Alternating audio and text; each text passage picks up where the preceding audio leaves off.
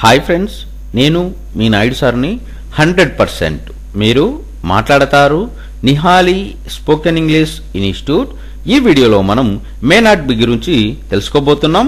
ఈ వీడియో గనక మీకు నచ్చినట్లయితే లైక్ చేయండి, షేర్ చేసుకోండి. షేర్ చేసుకోవడం వల్ల ఎంతో మంది ఇంగ్లీష్ రాని వారికి నిహాలి స్పోకెన్ ఇంగ్లీష్ని పరిచయం చేసిన వారు అవుతారు.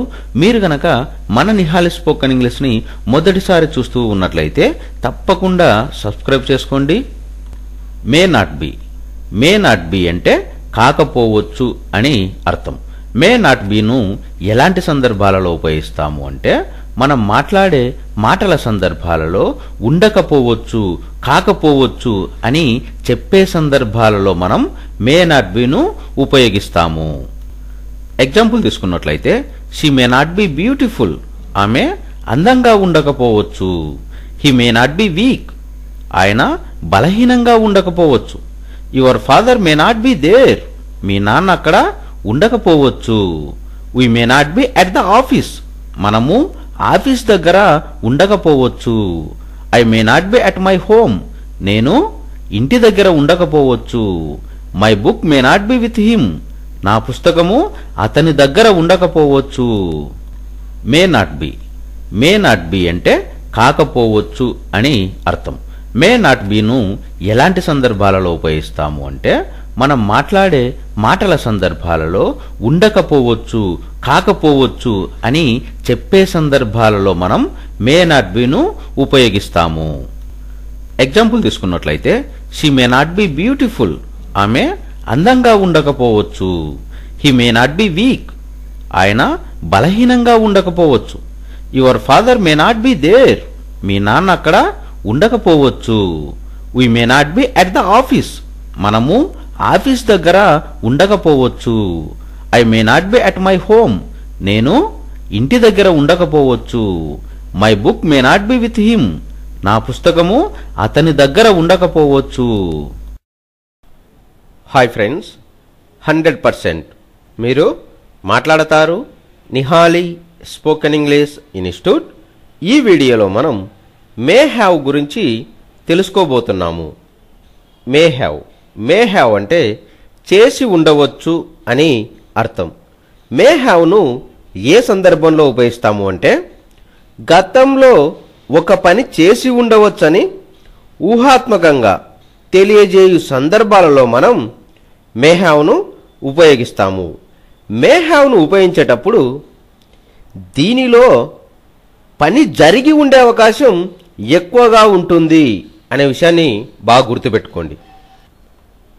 He may have bought a bike last week, అతడు గత వారంలో బైకు కొని ఉండవచ్చు. She may have reached Kurnool yesterday, ఆమె నిన్న కర్నూలుకి చేరుకొని ఉండవచ్చు. దే మే హ్యావ్ డ్రంక్, వారు త్రాగి ఉండవచ్చు. She may have passed the degree, ఆమె డిగ్రీ పాస్ అయి ఉండవచ్చు.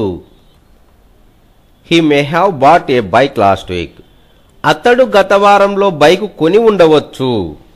She may have reached Kurnool yesterday, ఆమె నిన్న కర్నూలుకి చేరుకొని ఉండవచ్చు. దే మే హ్యావ్ డ్రంక్, వారు త్రాగి ఉండవచ్చు. She may have passed the degree, ఆమె డిగ్రీ పాస్ అయి ఉండవచ్చు.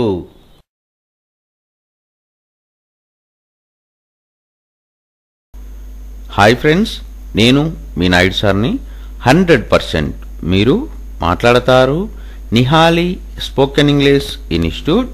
ఈ వీడియోలో మనం మస్ట్ బి గురించి తెలుసుకోబోతున్నాం. ఈ వీడియో గనక మీకు నచ్చినట్లయితే లైక్ చేయండి, షేర్ చేసుకోండి. షేర్ చేసుకోవడం వలన ఎంతో మంది ఇంగ్లీష్ రాని వారికి నిహాలి స్పోకెన్ ఇంగ్లీష్ని పరిచయం చేసిన వారు అవుతారు. మీరు గనక మన నిహాలి స్పోకెన్ ఇంగ్లీష్ని మొదటిసారి చూస్తూ ఉన్నట్లయితే తప్పకుండా సబ్స్క్రైబ్ చేసుకోండి. మస్ట్ బి అంటే తప్పకుండా ఉండాలి అని అర్థం. మస్ట్ బిను ఎలాంటి సందర్భాలలో ఉపయోగిస్తాము అంటే మనం మాట్లాడే మాటల సందర్భాలలో భవిష్యత్తులో తప్పకుండా ఉండాలి అని చెప్పే సందర్భాలలో మనం మస్ట్ బిను ఉపయోగిస్తాము. ఎగ్జాంపుల్ తీసుకున్నట్లయితే, హీ మస్ట్ బి హానెస్ట్, అతను నిజాయితీగా ఉండాలి. షీ మస్ట్ బి బ్యూటిఫుల్, ఆమె అందంగా ఉండాలి. వీ మస్ట్ బి కేర్ఫుల్, మనము జాగ్రత్తగా ఉండాలి. దే మస్ట్ బి స్ట్రాంగ్, వాళ్ళు బలంగా ఉండాలి. యు మస్ట్ బి కామ్, మీరు ప్రశాంతంగా ఉండాలి. I must be there tomorrow, నేను రేపు అక్కడ తప్పకుండా ఉండాలి.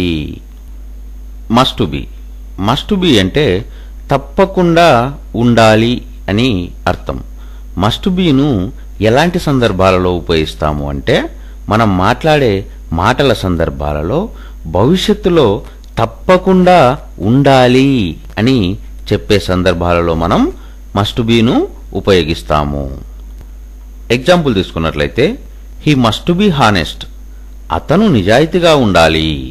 షీ మస్ట్ బి బ్యూటిఫుల్, ఆమె అందంగా ఉండాలి. వీ మస్ట్ బి కేర్ఫుల్, మనము జాగ్రత్తగా ఉండాలి. దే మస్ట్ బి స్ట్రాంగ్, వాళ్ళు బలంగా ఉండాలి. యు మస్ట్ బి కామ్, మీరు ప్రశాంతంగా ఉండాలి. I must be there tomorrow, నేను రేపు అక్కడ తప్పకుండా ఉండాలి.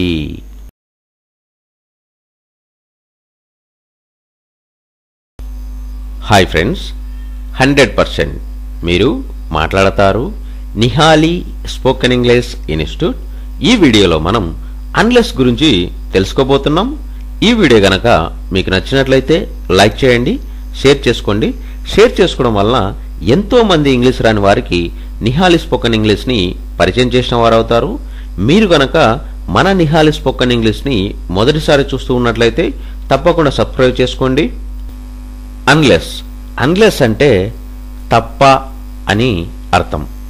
అన్లెస్ను ఏ సందర్భంలో ఉపయోగిస్తాము అంటే మనం మాట్లాడే మాటల సందర్భాలలో అలా కాకపోతే తప్ప, అలా జరిగితే తప్ప అని చెప్పే సందర్భంలో మనం అన్లెస్ను ఉపయోగిస్తాము.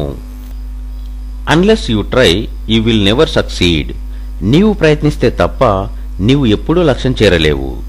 Unless he knows you are here he will not come, నీవు ఇక్కడున్నావని అతనికి తెలిస్తే తప్ప అతడు రాడు. Unless you study well you can't pass, నీవు బాగా చదివితే తప్ప pass కాలేవు. Unless you pay you can't get the certificate, నీవు చెల్లిస్తే తప్ప నీవు certificate పొందలేవు. I can't help you unless you tell me the truth, నీవు నిజం చెబితే తప్ప నీకు సహాయం చేయలేను. అన్లెస్ అంటే తప్ప అని అర్థం.